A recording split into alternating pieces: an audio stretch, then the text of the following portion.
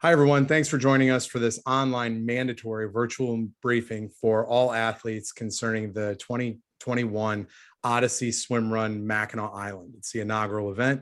My name is Aaron Pallian, and I have on the call with me here Lars Finanger. He's the founder of Swim Run USA, which is now Odyssey, and the first event that ever took place in the US on US soil. So Lars, do you want to talk real briefly about maybe how it got started and what the sport of swim run, where it's at today? Yeah, thanks, Aaron. So yeah, welcome guys and gals. So we're in our fifth year now of operation of putting on swim run races in the US. And our very first one was Casco Bay Islands in Maine. And the sport originated in Sweden. And Ötelö was what's called the mother of all swim runs. It was the very first swim run. And that literally translates out into island to island in Sweden. And so the Casco just presented this really cool opportunity to do an island to island race. And it really performed well out of the gates. And so we started looking for venues in the US to just organically grow the sport of swim run. And we've been really excited about what we've seen take place so far. We'll get into the demographics a little bit later, but the sport's really resounded well with men and women alike. We're getting very, very close to 50-50 representation at a lot of our races.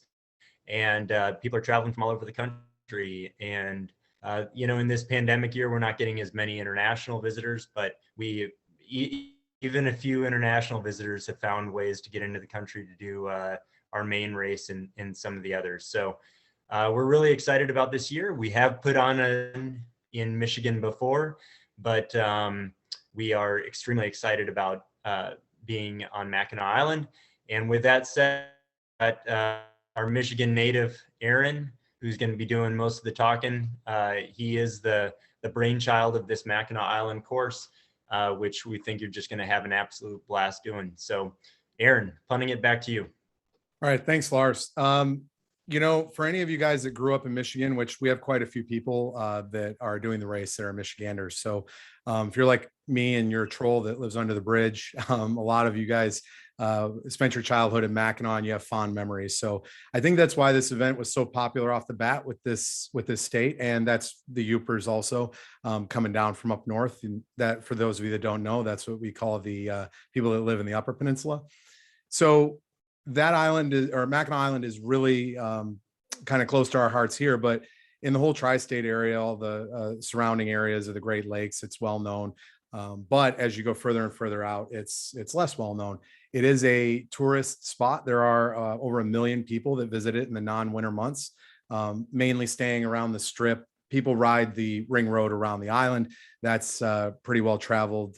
The only way to get around the island is by horse carriage, walk, run, or rent a bike or bring your own bike.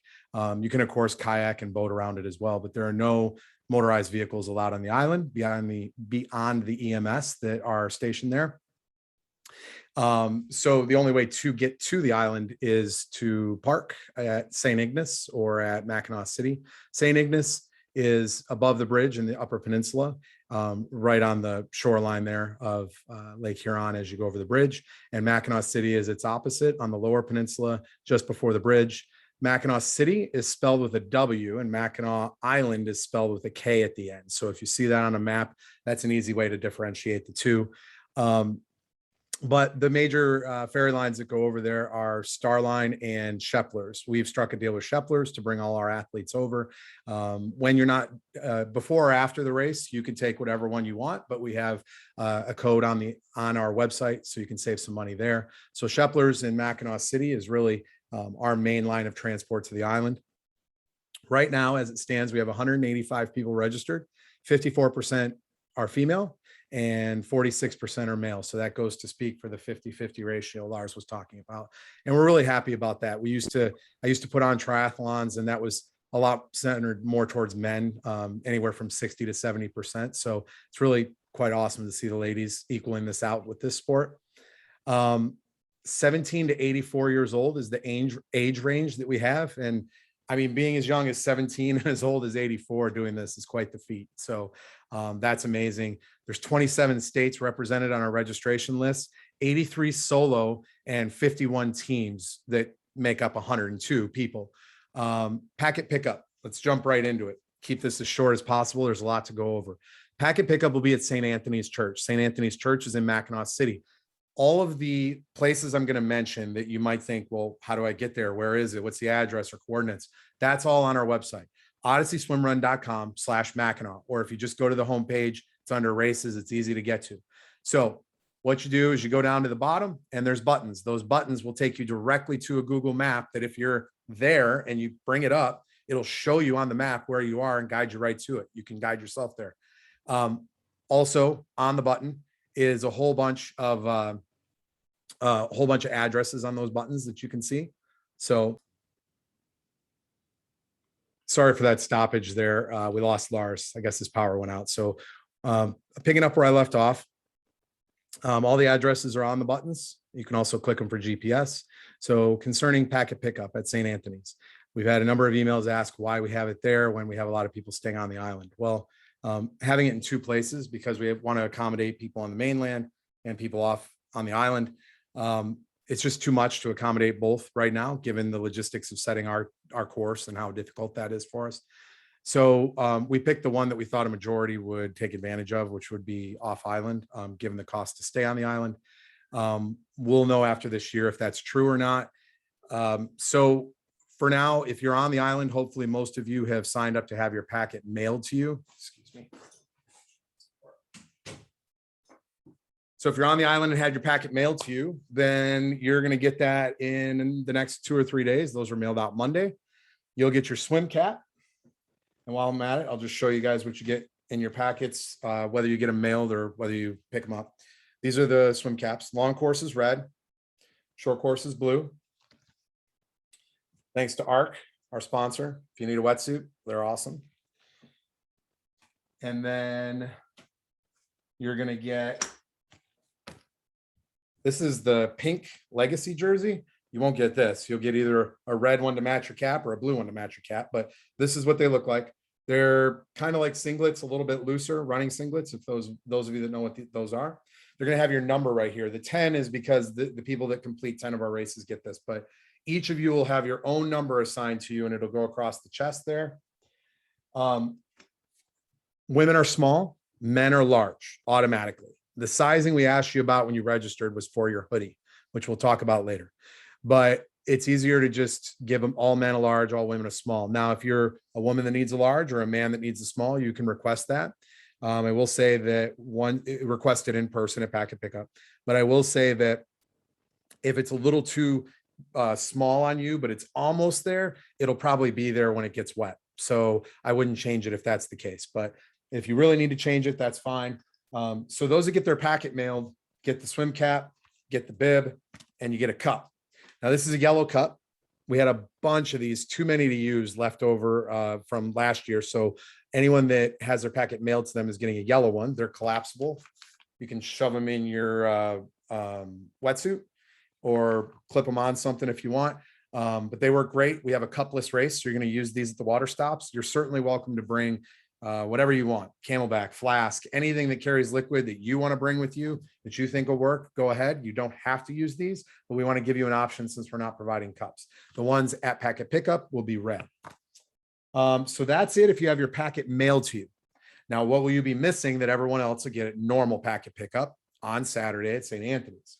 If you had your packet mailed, you'll be missing a rest tube if you're doing solo. A rest tube is a safety device. Instead of requiring you, one second here. Instead of requiring you to carry a tow behind buoy that's inflated from the beginning and then run with it like a football, this is more sleek, more compact. Use only an emergency. Pull this cord. It'll be around your waist. Pull this. It'll automatically inflate to a buoy that'll help you float. And right here, there's a whistle. So mandatory, everyone carries a whistle. If you're in the solo category and you use this, you've already got your whistle. Otherwise, carry one on you. Now, if you have your own buoy and you don't want to use that, that's fine. But all solo racers must have a buoy. If you're on a team, you're permitted to use one as well, but we're not going to provide it. And it's not mandatory because you're a team. So You won't have this if you get your packet mailed to you. You also, if you rent a wetsuit, we had 19 of them available. If you're one of those people and you had your packet mail, you won't be able to pick it up because you're not going to packet pickup. This is also going to be missing if you had your packet mail, as well as your timing chip. All three of those things are going to be on the dock with our timer for you to pick up race morning. What would be the point of us requiring you to come to packet pickup if you got your packet mail? So because you did that, we're going to make an exception, and those people will be able to pick that up on the dock. Don't worry about it. Everyone else has to come to packet pickup to get all their stuff if you didn't pay to have your packet mailed to you. And it's too late to do that. Time has passed. So let's move on to packet pickup at St. Anthony's. That's from 1 to 4. 1 to 2 specifically is short course. 2 to 3 is long course, and 3 to 4 is a miscellaneous time where if you can't make your specific time, come then. If you want to ask us some questions, come on in, ask us some questions. But the 3 to 4, a little more relaxed. Line probably won't be there. I will say we had some doubters for Casco Bay, given 1 hour to pick your packet up, essentially. It's not really 1 hour, it's 4, but we're trying to condense it and really make everyone come at the specific time so it makes our job easier. I'm going to mail you a QR code, an email. You can print it out, keep it on your phone. You're going to bring that up with an ID. You have to pick up your own packet. No one else can. It's insurance purposes. We allow anyone else to pick it up. We could nullify our insurance. So no arguing there, guys. ID, QR code, come get your packet yourself. You can come with your teammate if you want, but you don't have to because everyone has their own number. Solo, team, doesn't matter. Your own number, your own timing chip. If you're on a team, those 2 numbers on the team, individual numbers, are linked as a team. Your time when you cross the finish line is the last person on your team to cross. So don't jet ahead thinking that's going to be your time. It's the last person. So you get your packet at packet pickup. And if you do that, again, you're going to get your swim cap, your bib, your cup. You're going to get your timing chip and your ankle strap, which I don't have. It can go on either ankle, whatever one you want. I don't have one of those with me. Tony's got all those. Sorry about that. And again, you'll get a rest tube there. And if you rented a wetsuit, and that's packet pickup, guys. Lars, good to see you. We just finished up packet pickup. Do you have anything you want to add? I think went over everything. No, I'll just Jump in. I'll jump in if you have any questions that I need to answer. So let's jump ahead, guys, to the actual race itself. So race morning, a number of you are staying off island. Shepler's in Mackinac City has a specific boat that we've rented. Us renting it does not mean that we've paid everyone's ferry tickets. If you did Casco Bay, it was a different situation. You got on, we gave you your ticket. That's not how this one works. We have rented the boat to make a special trip. Their first trip is 7:30. We're leaving at 6. So that's because of the race. And it's only for athletes. If we have extra space on the boat, and we'll update you 48 hours, maybe 3 or 4 days, whatever, before, and let you know how many we've sold. There's 281 spots. We're only going to probably have at most 200, 225 register for the race by then anyway. So there will at least be 50 or 60 spots for spectators. We'll let you know as the race gets closer. But right now, let's assume that everyone on that boat is an athlete, just to keep it safe and so we can get everyone over there. You have to buy your own ticket. There's a discount code. There's actually 2 of them on our website in the ferry section towards the bottom of the page. The first code, I believe, is 6 a.m. boat. That will save you a little money. But what that does for us, when you use that, that is for the race specific 6 a.m. ferry to get you to the race start if you're staying on the mainland. So you have to use that code so that we know who's going to be on that ferry and how many people, and we can plan. So you'll buy that.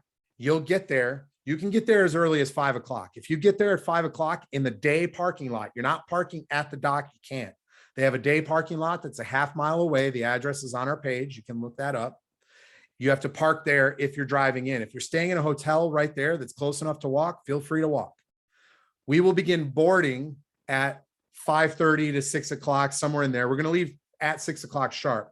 But at 5:30, they're going to start running shuttles from the day use parking lot. And they're going to run those continuously. I don't know if it's every 5 minutes, probably every 5-10 minutes. So they'll run 3 or 4 of those shuttles so you don't have to walk the half mile. But if you get there before 5:30, just walk over. It's an easy walk. It's a half mile. Okay. You have to be over there one way or another by 6 o'clock. We will leave at 6. And if you're on the mainland, you're not racing.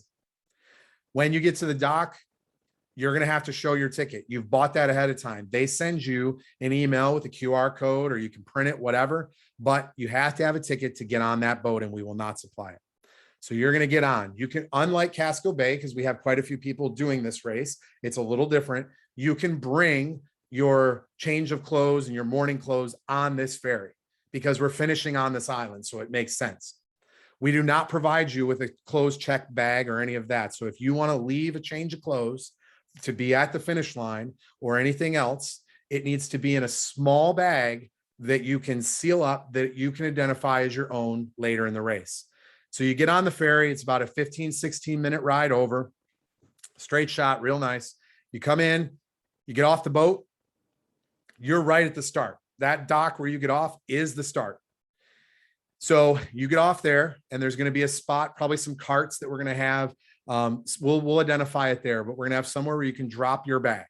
You're going to drop it there, and we will take all those bags up to the finish line. We recommend not putting anything in there like keys and cell phones. We will, at this race, we'll watch them a little more than we did at Casco Bay, but we're not going to run a strict check in and out system. We're going to run it strict enough where we'll be able to tell if like random people and tourists are coming up and trying to grab them. But if a racer comes and tries to get them, we're not differentiating between racers. We're going to assume you're grabbing your bag. So if you leave anything in there of value, that's on you. I will say this, you do have to have your ferry ticket, unlike Casco Bay, where they let you just come back if you were on an island with no ticket. You do have to have your ticket to come back.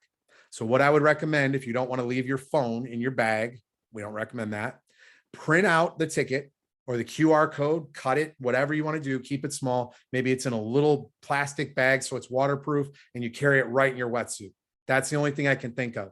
I have emailed them to see if there's another option. Maybe you guys can get your tickets printed at the office, the return ticket. I don't know, but I would plan for something like that.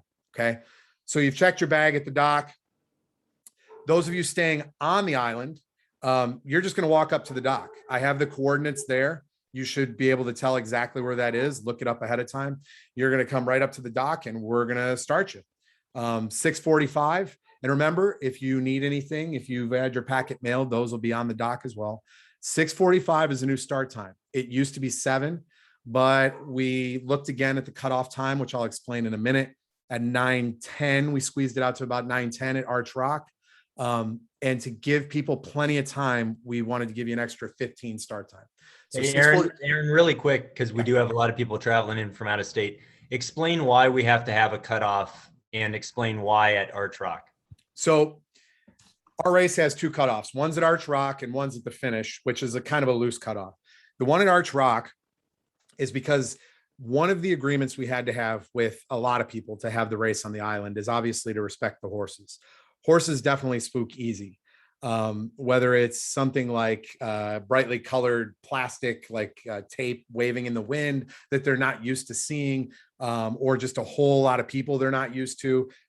Keep in mind, you guys look different. And I know it sounds silly, but it's true. You look different. Swim caps, bright colored bibs. That's not something they're necessarily used to seeing. And neither is our course marking that we have out there. So a lot of the carriages that carry people and tours and stuff are starting up around Arch Rock and getting out there around 9 to 9:15, maybe 9:30. So we had to agree to get everyone past Arch Rock by around 9. Now we have a little leeway. The people in the very back, if you guys are trickling up and there's maybe half a dozen of you or whatever that are around 9 to 9:10, that's fine. We just don't want the belly of the snake or anything close to it to be going through there when those horses are there. So that's why we have that cutoff. Once you pass Arch Rock, it becomes a lot more opened up, a lot more lenient, but we do still have to have you guys keep the pace overall to finish at 2:30. So the pace that I figured to get you past Arch Rock and to finish you by 2:30, and this is long course dependent. Once everyone gets past Arch Rock, short course has a shorter course.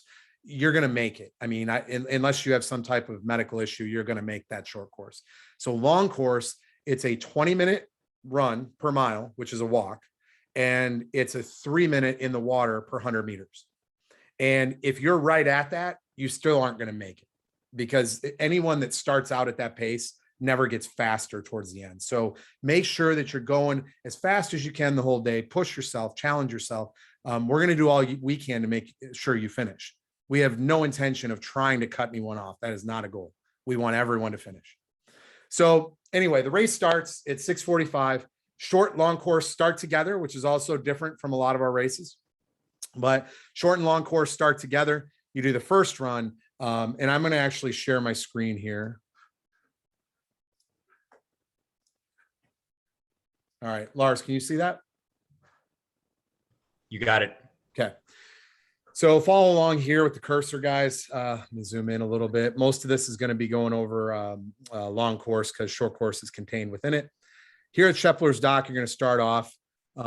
Market Street's where we turn right.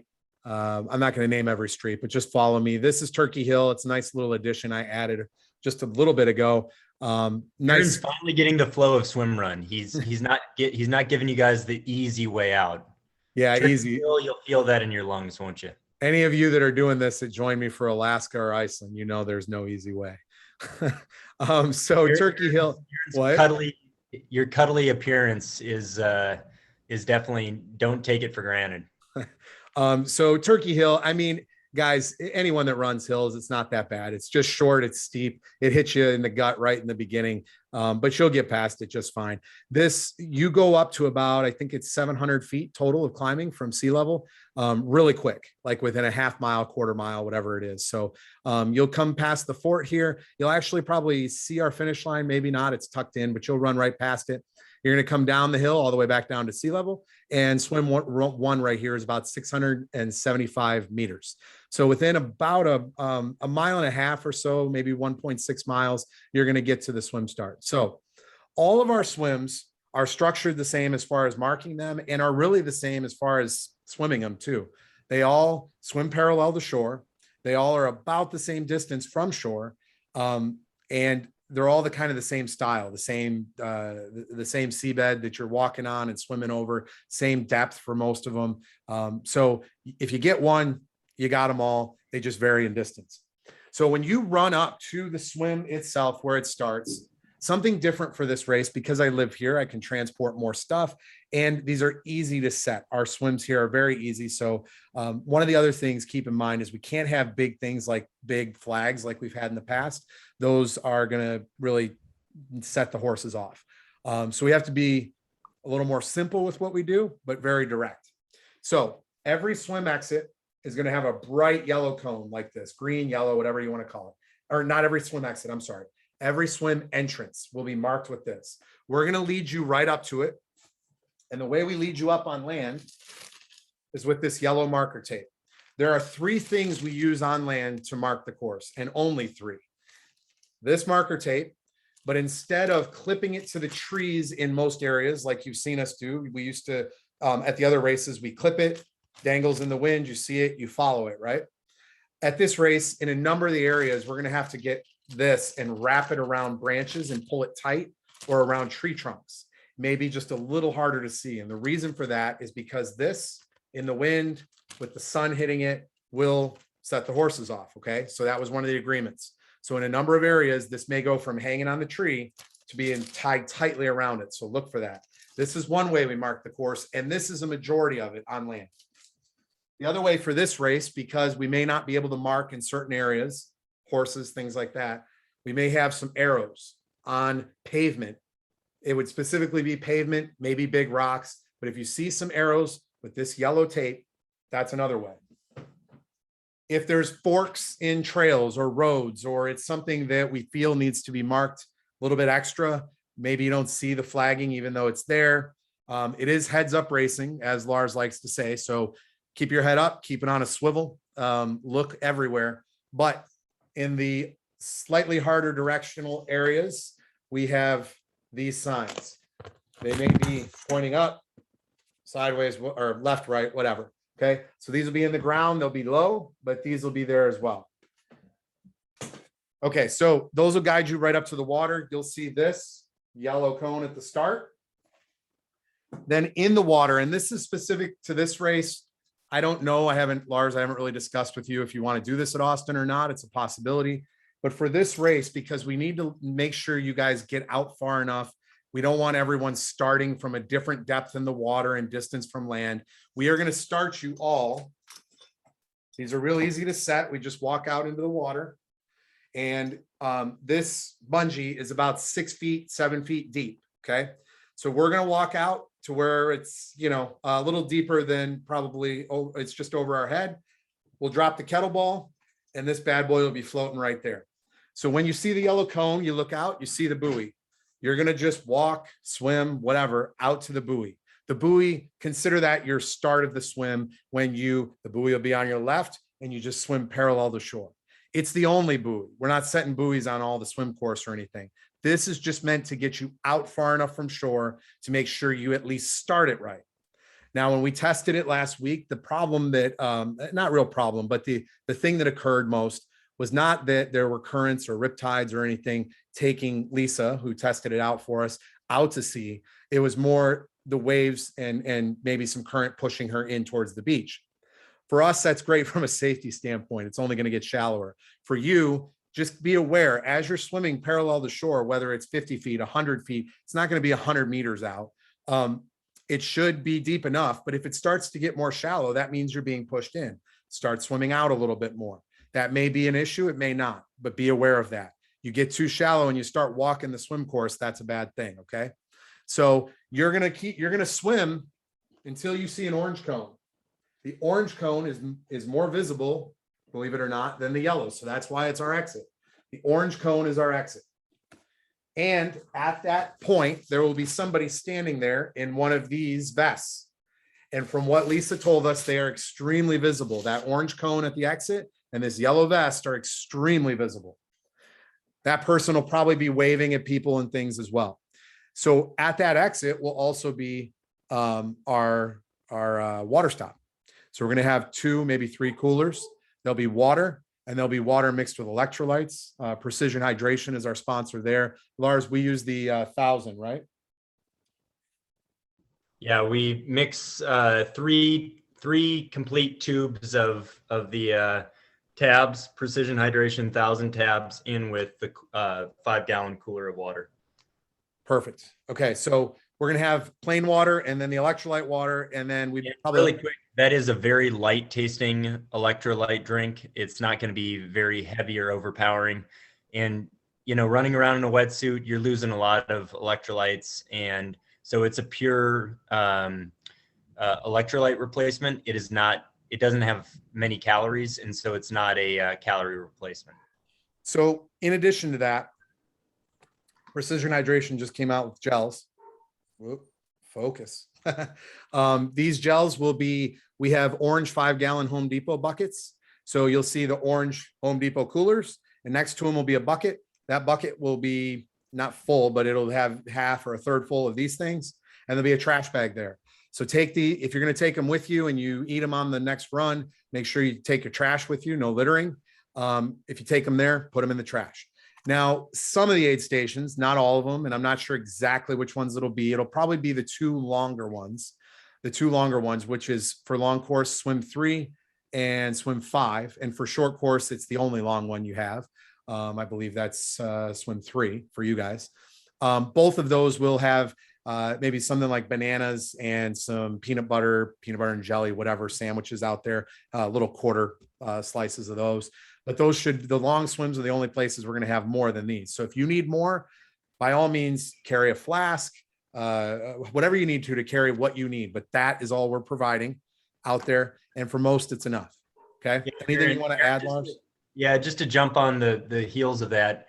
And we're reminded of this once the races start happening. But at Casco Bay, a few people said in our post-race survey, hey, I wish you had a caffeinated gel option, or hey, I wish you had a bar option. Hey, if that's what floats your boat, pack it in your wetsuit pocket. That's up to you. Oftentimes when Aaron, John, myself, Brent, when we do these races as well, I'll start the race with 8 to 15 gels packed solid in my wetsuit pocket. So you need to plan to bring what you train with, what you like, what works for you, and everything that we have out there, consider that kind of above and beyond.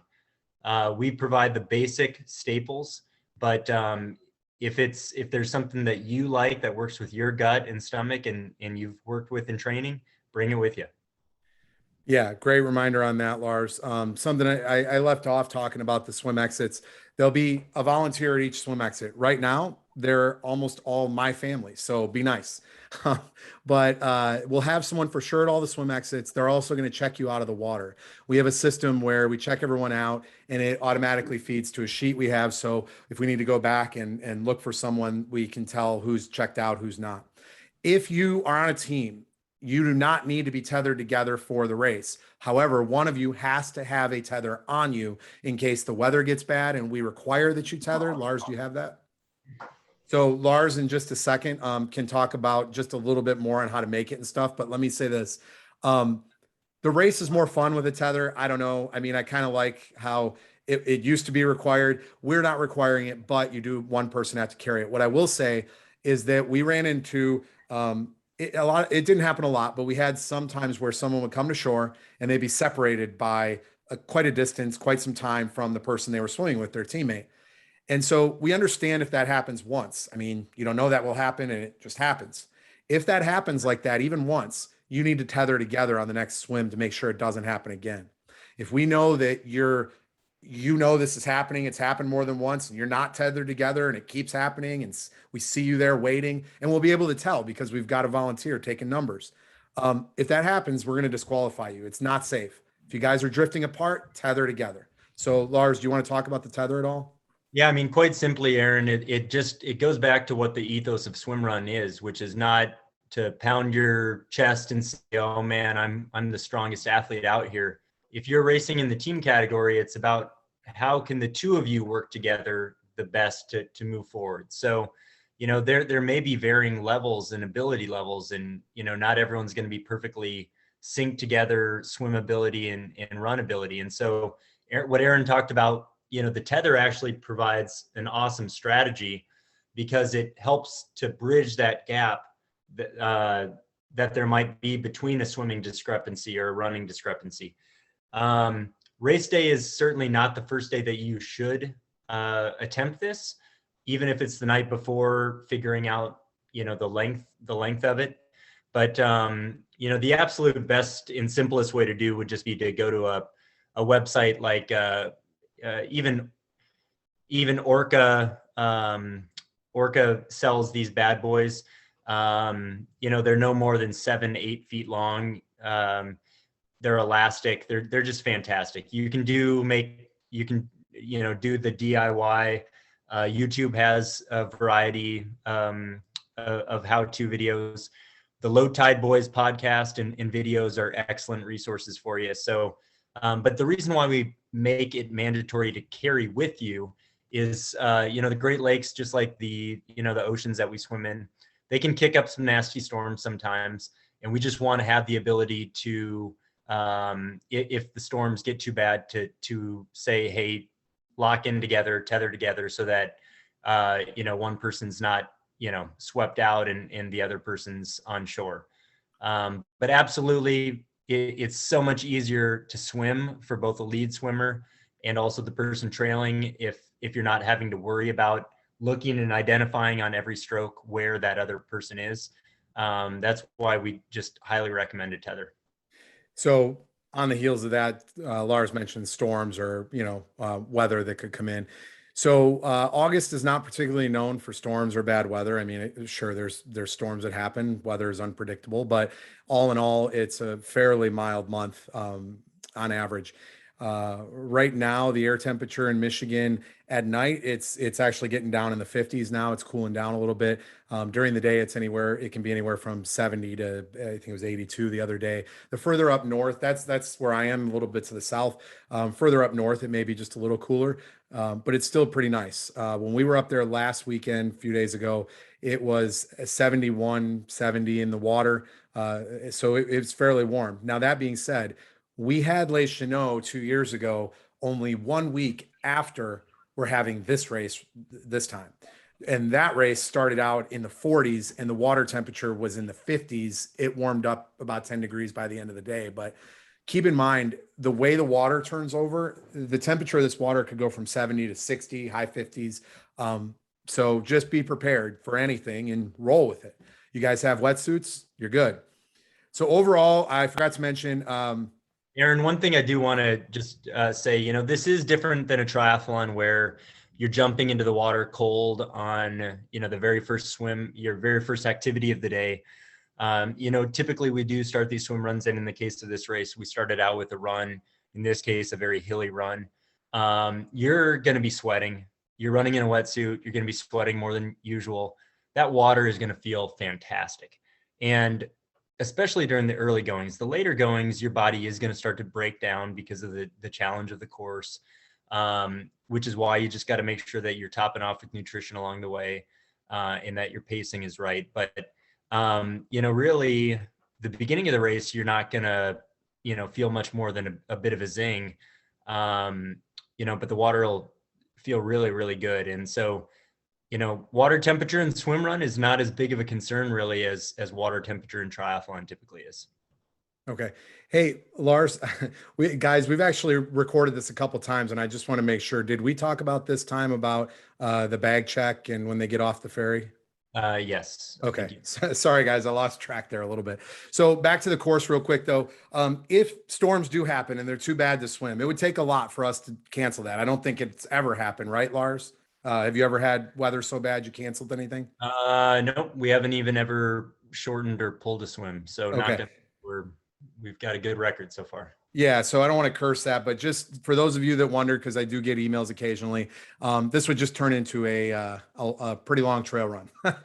It's unique in that way. If we were to cut these swims out, it still just all connects and it's great. So you guys would still get a fairly hefty amount of running in a good day. So, but that's not going to happen. We're going to have a great time. Short course, 13.15 total miles on short course, 11.15 is actual running. It's 2 miles of swimming or almost 3,200 meters with 1,300 feet of gain. There's 4 swims and 5 runs. For long course, it's 18.75 miles total for long course. 15.65 is the run and 3.1 miles of swimming. So about 5,000, a 5K of swimming. And that has 1,600 feet of gain. A lot of the gain is just going down to the swims, coming back up. And a lot of that is actually stairs too. And I'll just briefly go over what parts are paved, which are trails, which are single track in a second. But there's a lot of climbing, a lot of stairs, a lot of really cool, unique stuff in this course that you probably won't see anywhere else. So that's it for that page. So let me just go along the map real briefly. I'm not going to go into a lot of detail here, guys, but you're going to come out of the first swim. You're going to run back actually the way you came. Most of this stuff in the beginning is paved because this is where most of the tourism is. And in order to get to the trails and the gravel roads and stuff, you got to get further north. So eventually we'll get out there. It's beautiful. It'll be great. So you run around the cemetery area here over to Fort Holmes, a lot of stairs over in this area to descend down. You run up to Lookout Point and Sugarloaf. It's this really huge, really cool rock, kind of just in the middle of the forest. And then you come on all the way back to Arch Rock and you descend the stairs here. There's over 200 of them here alone. Come down, do the same kind of swim you just did for swim run with swim one, same type of thing. And real quick, just on the safety we're going to have here. I have a separate map. It's our operational map. You guys aren't going to see that, but we have right now, I believe, 8 medics that are distributed all over the island and have different areas, sections that they cover. Some inland, a lot of them out along the swim courses, not on the boats, but on the shorelines as spotters as well. And then in addition to that, we have 3 pontoon boats, 3 motorized boats leaving out of St. Ignace. They're going to have kayaks on those boats along with the kayakers. And then we have 1 speedboat to kind of be our roamer around the entire thing.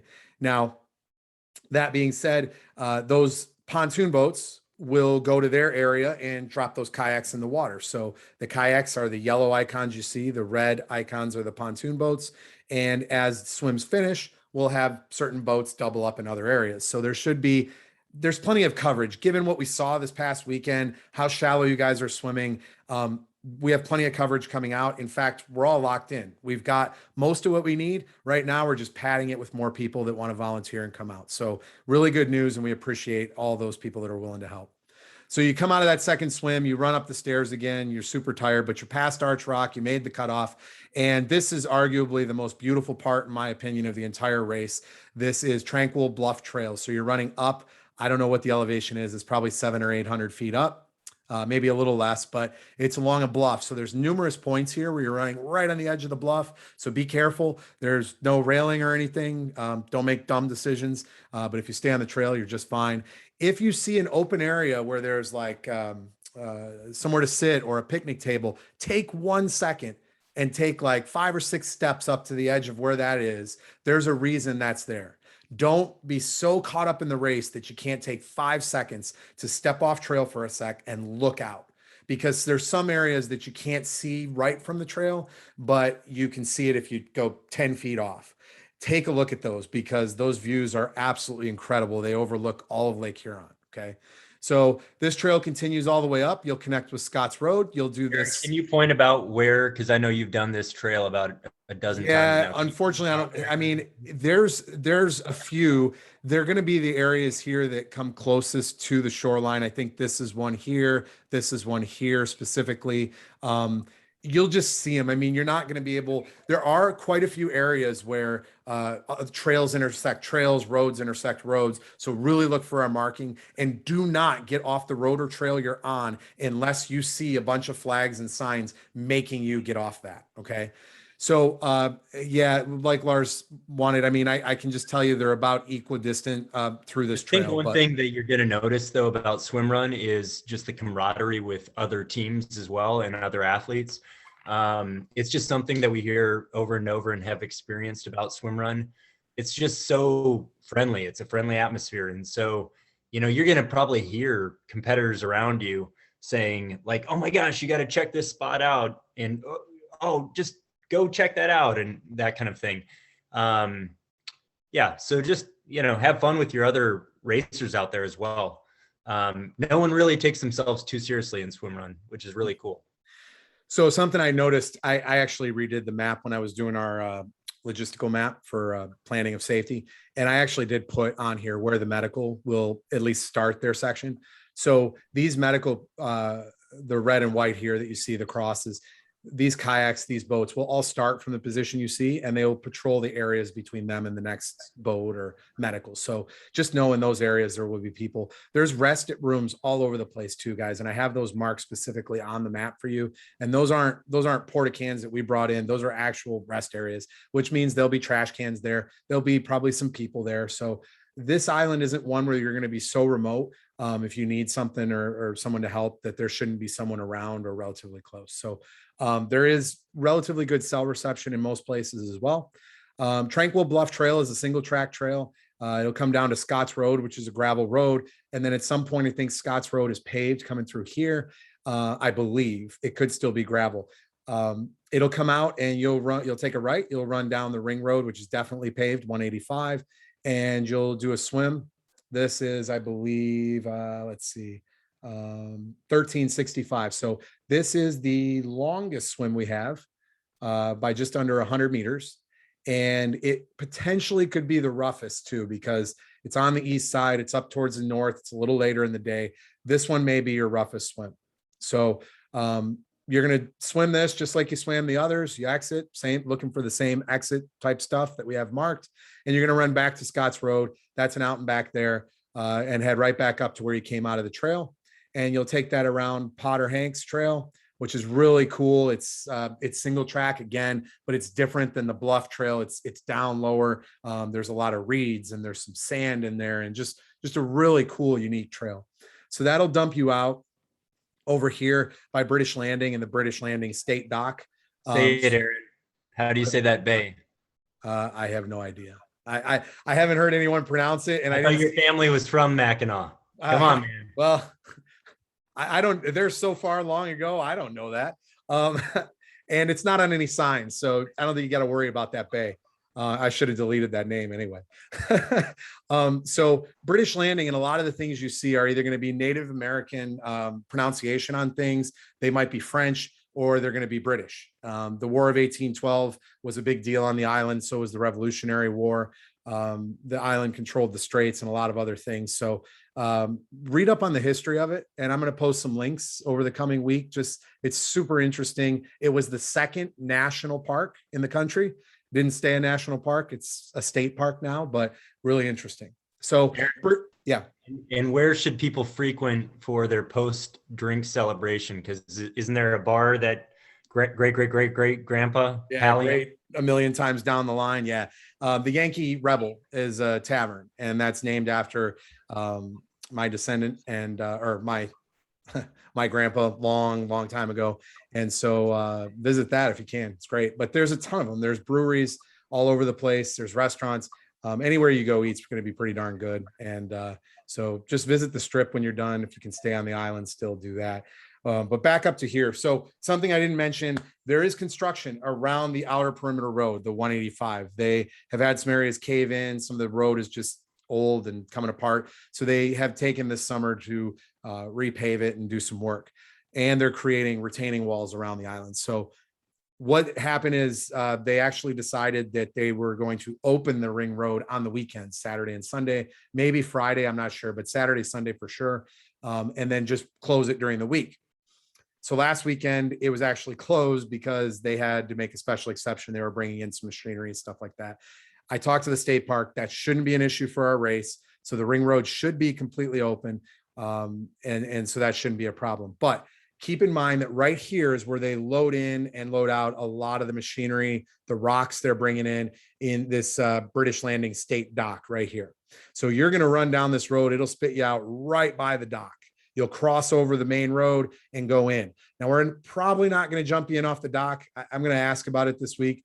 I think that the state park won't think it's safe, even though it's probably not really unsafe.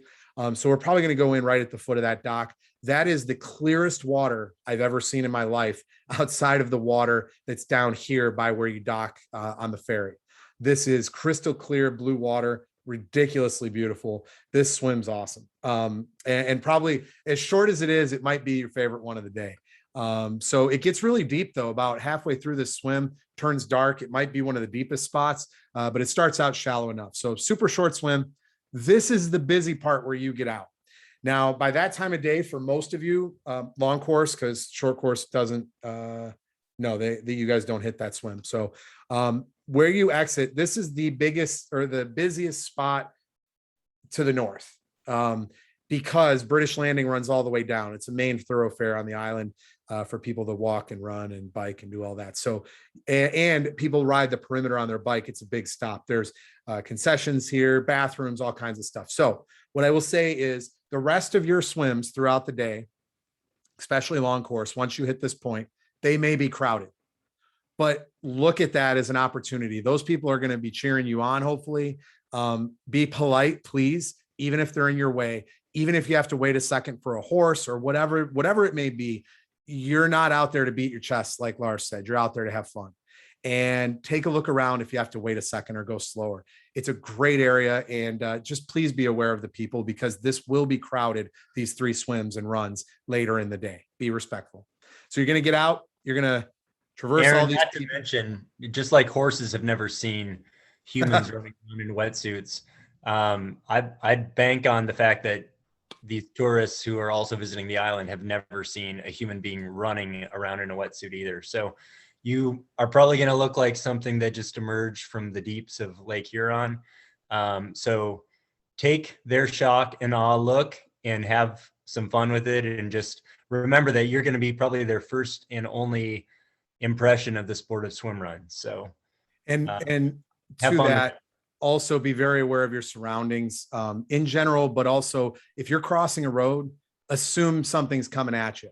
Bikes they'll go slow enough, but some of them are going pretty fast. So I know you guys get tired. You kind of lose your mind a little during the race. I've been there. Everyone's been there. You don't maybe at times know what's going on like you should, but if that's the case, take a second, stop, gather yourself. You have to be aware, especially on the west side of the island as the day progresses. So you're going to cross here, get on British Landing. This is paved, back to some pavement. You're going to come all the way down. And then this right here is really cool. The island has an airport. And so you're going to, and for short course guys, if you look at this map, you actually cut across while you're on Tranquil Bluff and connect right here where we're at with Long Course right now. So you use Leslie Court and Leslie Avenue to connect over to this point. And so you guys will be here much earlier than Long Course, and you'll finish much earlier than Long Course. So anyway, you guys are going to run this little trail that actually is along a fence right on the edge of the airport. Planes should be coming down. It'll be a pretty cool experience. And you'll run back up this trail, which is Partridge Trail, which is a lot like Potter Hanks Trail up here. And you'll do your second longest swim of the day. Same routine as the others. It's all the same there. And then this is really the only part you have a longer run. There's a little bit up here, but a longer run one way on the ring road. This is nice, scenic. You'll come to your last swim of the day. Starts at Devil's Kitchen, which is just kind of this rock formation in the side of the cliff. But Devil's Kitchen is where you start specifically.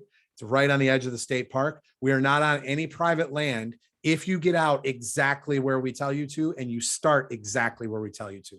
So if you need, keep in mind, guys, if you're swimming, especially on the west side, if you need to get a little closer, stand up and take a break, that's fine. But do not get out of the water unless it's an absolute emergency. Don't get all the way out of the water short of our cone, our orange cone, and our volunteer, please, because you most likely will be on private property that we do not have approval. You have to go to our cones.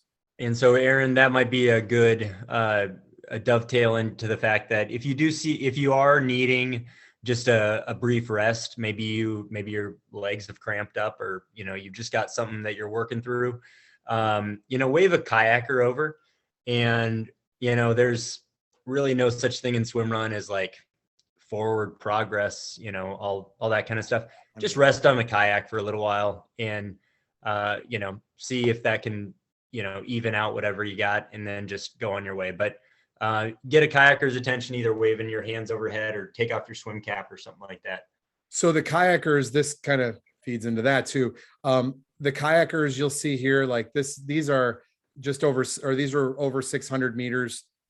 We have a boat monitoring between both and a kayak on each. You may think that we should have more there, but as safe as these are, being closer to shore, as clear as the water is, there's not really need here for more than one. We may have an extra one out there, but the shorter swims have one kayak and there's their motorboat around. The longer swims are really where we're concentrating to have 3 on each one, maybe even 4. So you're down here at this last one. You're going to get out at Pontiac Lookout. Now, Pontiac Lookout, you're exiting at a picnic table, and that's really convenient to put all our stuff on. Volunteer will be there, obviously. You're going to cross the road. Most of these, you are crossing this main road. So again, please be very, very careful and respectful. Look around. So you're going to cross this, and to get back up, there's this hidden stairway, but we'll guide you to it. Another 200 steps through the forest. It's great. Takes you all the way up. And instead of running straight back over the tangent or the easy way, we're going to run you up towards the middle of the island, towards the airport again, to get that last long run in there. And this red just means that it's the last run because it overlaps here. We want to make sure you can tell. You're going to run down Garrison Road all the way. You've already in this section kind of hit that road a couple times previously, but you're going to run in, and our finish line, actually, you're going to run down, and the last little bit here will be on a trail going through woods, and it'll pop you out right onto some really lush green grass, and you finish between these trees and this restroom pavilion tucked away. And we did it there. It's a nice, quiet area for the most part. But the main reason is it's tucked back and we can hide the inflatable and the flags. Horses won't see it. It won't trigger anything. So we're safe to do that there. So that's why it's there. You're right next to Fort Mackinac, which is great. If you walk towards Fort Mackinac and out towards the bluff here, you can see the entire Bay Area and everything. Beautiful view. And when you're done, so let me just look through here. I think we've covered everything. So while looking for things, I do just want to point out, so folks, like I said, Aaron has gone through this trail about a dozen times. So as you're walking up those 200 steps, just remember that Aaron has done that same thing, lugging around all of his camera work. He's a phenomenal photographer. But you can also take solace in the fact that when we were going through the course with the island folks, they were shaking their heads at, you mean you're going to take them up these steep roads and these steep trails? there's going to be a lot of elevation. And yeah, just remember our good friend Aaron when you're hoofing halfway up those trails. So, and it's all relative, right? Because we have some courses like Orcas that has like 6,000, and then Casco Bay is challenging in a lot of ways, but not a ton of climbing on that course. And so every course has its own. And, you know, to have 1,600 feet of climbing on this, plus all the other uniqueness of it is great. It's just enough, I think. Like Lars said, I've done all this. If I can do all this hiking, I'm getting in better shape. But I'll tell you, I did all of this hiking in the worst shape imaginable. So you guys got this, no problem. So I will say, when you guys come in, we're going to remember from everyone, we're going to get your timing chips and your straps. Don't leave without giving us that. If you're in the solo category, you're going to give us back your rest tube. We have to have that as well. If you rented a wetsuit, we need that back. And then once you cross, you can get your sweatshirt. Okay. These are Head Sweats running sweatshirts, custom printed for the race. Every finisher gets one. Aaron, I'll just step in here and just say, you know, you did order with a size when you registered for the race. We do have volunteers who are at the finish line. You cannot exchange from the size that you ordered. So that means if you ordered a large and now all of a sudden you think you're a small because you lost 10 pounds during the race, you know, I'm joking with that, but you cannot change sizes. So our volunteers will have a list. They're going to be strict. The size that you ordered is the size that you get. Yeah. And guys, I mean, if you're hanging around 2:30, 3:00, whatever, when we're packing up, nobody's there, and you want to exchange or see what we have, you're more than welcome to do that. But it's not something we can do until the very end. If you take it home, you want to email us, see if we have any left, you're more than welcome to do that. You'll just have to pay the shipping to get it. But they're probably going to run just a little big anyway. So we want to just make sure everyone doesn't change sizes and leave those that finished late without even an option of getting close to what they ordered. So we're really going to try and make sure that happens the correct way this time. So post-race food. We have worked with Dowd's Market down on Market Street. They are going to provide a boxed lunch, keep it real simple. They're going to do turkey subs. And of the, I think, 150 turkey subs I ordered, I also ordered 50 vegetarian wraps. So it's going to be vegetables in a wrap. And in addition to the actual sandwich itself, you're going to get an apple, a bag of chips, a cookie, and a water in the box. So it's a pretty good deal, and it's going to taste great. We're going to bring those up all morning, so you get that. And you'll get your sweatshirt, and the results are probably a little different than you're used to. We have them as a QR code that you can scan. Our timer travels from a long ways, and these remote races, it's kind of hard to bring screens and printers and all that stuff. So if you do have your phone with you somehow, you can always scan the QR code. You can wait till you get home. A lot of people just don't even care. That's how great Swim Run is. And if you think maybe you won an award and you want to just check that out, you can just ask Tony and he'll tell you your time. But the thing with awards, we're not doing the traditional award ceremony. We're going to give them to you as you cross. We know as people come across, for the most part, we're going to know who won an award. And we have some custom crafted wood awards from birch, which is a tree native to Michigan. It's native to a lot of places, but there's a lot of birch in Michigan. So we chose to make the award out of that. So Tony's going to have those. And as you cross, we're going to get you to come over, maybe say something on the mic. We're going to give you your award, and we're going to have you stand in front of the arch, take your picture, and you're on your way. If you win an award and you don't know it, you leave and you're like, wow, I email you after telling you, you can always have that shipped to you as well. Just pay the shipping and you're good to go. We'll have merch there that you can buy. I don't know how much will be left. We're going to bring a certain amount. We'll sell that at packet pickup. Whatever we have after that, we'll sell at the race itself. And then the ferry back. All that merch can be seen on our website right now. Is there anything else that we're going to have that's kind of above and beyond that?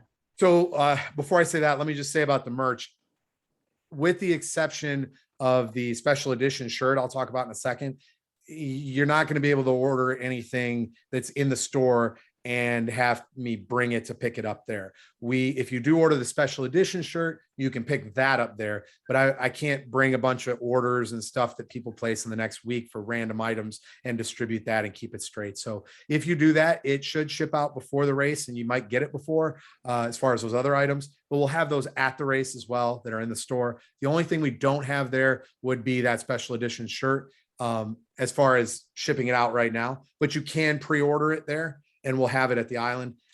As far as extra of those, we do give those to our volunteers and to our boats and things like that. So we may be running low on those. We may not have any race day. We'll have probably a handful at the packet pickup. If you order them, whenever, and we don't have them, we're going to do another pre-sale of those like we're doing with Casco Bay, and we'll get those to you after the race too. So if you like them, then great. Lars, that's, I think, all I really had. If you guys drop out, okay, we hope you don't. We know you're going to finish, but let's say you drop out for whatever reason. Okay. Whether that means you're on shore and you're walking and you just are done and you're walking back, whether you have to get rescued, you're on a pontoon, God forbid, a medical for whatever reason, we need to know your number. Now, if it's something where our medical crew's there or a volunteer, we're going to be able to get that. But if you choose to drop out and you're just done and you start walking back outside of the course, please, please, please make every attempt to get a hold of us as soon as possible. Now, if you're going to do that, I don't want you to do that before you get to some type of aid station where you can just tell us. If you decide randomly you want to start walking back on British Landing, it's going to take you forever to walk back, and we're going to be checking people out at the next swim, and you're going to be missing. So take a look at the map. I'm actually going to provide a map. I'm hoping waterproof, but if it's not, again, you can put it in a bag with like your compression bandage, and maybe you print out your ticket for the ferry, put it in there as well. That should be detailed. It's going to have the course and the road names and all of that. Just walk to the next aid station. Please make it easy on us and give us your number so we know you're out and you're safe. Okay, if you do that. Aaron, the only other thing I can think of, and I may have been off when this happened, but did you explain how bibs for teams are actually going to be different numbers? Yeah. And honestly, I can't remember if it was one of the previous recordings. So let me just say it again. Everybody is getting their own number this year, and that's different from the past where the teams, each person had the same number. That allows us to very easily assign as you walk up in packet pickup. And what it also does is we can change size if we have to, if a male needs a small or a female needs a large. So it's really easy for us. And it allows us to track each of you in case you get separated at points or whatever. Shouldn't happen, but if it does, we can instantly identify you and know who you are based on that number. So if you're on a team, you're going to have two different numbers, two different chips, but those in our timing system are associated with each other as a team. So when you cross the line, the last person to cross the line on the team, they establish the finish time. So make sure you just finish together, and it's not a problem, guys. Anything else? I think you hit it on the head. Yeah, I mean, this is the second stop for Odyssey. We're just super excited that you guys are all going to be joining us. We've been itching to get back to Michigan. When we had that Les Chenaux race, it was just fantastic. We had such a warm reception. But Mackinac was always one that we wanted to produce. And so we're just super excited, and this is going to be a race that you're going to remember for a long time, and we hope it's going to be the highlight of your year. Yeah, I can't wait. So yeah, guys, remember too that while we have you in front of the camera here, remember that we have other races as well. Orcas is up next at the end of September out in Washington State. Lars, do you want to say anything just real briefly about that? I mean, quite honestly, from and I'm going to get my boots on the trails for the first time next week as well, and run or hike it, walk it, whatever it is, up and down these trails. But I mean, it absolutely actually sounds like a perfect lead-in for Orcas, which is just our mountainous race of the series, which takes place about a month later. And then we're back in Michigan the following week to Ludington, which is going to be stunning as well. It's a different style of race, with sand dunes, and on Lake Michigan instead of Lake Huron. So for those of you who are in Michigan or the Midwest, This is the best year that we've ever had in terms of options for you to get to a swim run that's close to you. And then we're going to cap off the year in Austin, Texas, again, about 30 minutes outside of Austin. There's a park called Pace Bend Park, which is just really, it screams Texas, and we have a great time there. So that'll cap off the year first week of November. And the only other thing that I would say is, also unique to this year, we have what are called legacy bibs. Now in the 5th year, we have a bunch of athletes who are starting to complete more than a handful of races, which is super exciting. So Aaron, that pink jersey you're holding up has the number 10 on that. That means that you've completed 10 of our Odyssey swim run events. And from that point on, you can wear that bib in the race, which just designates that that you've completed that many. We also have, 15, 25 15 for the green. Yeah.